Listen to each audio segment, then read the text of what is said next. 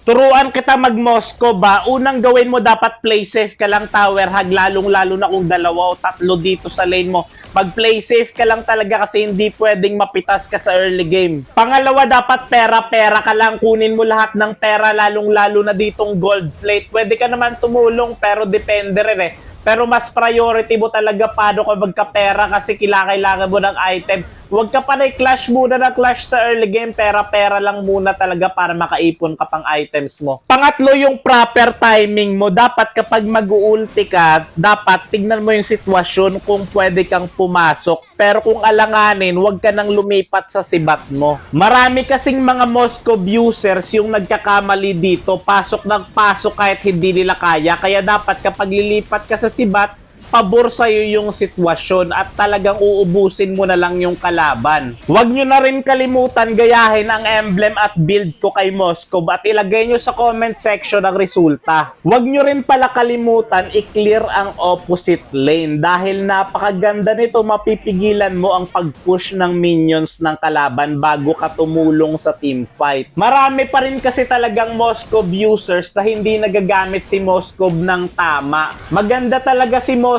sa napakaraming bagay, kaya kung ma-maximize nyo ang paggamit kay Moscow, hindi talaga kayo mapipigilan ng kalaban. Panalo kami sa game na to at ako ang MVP.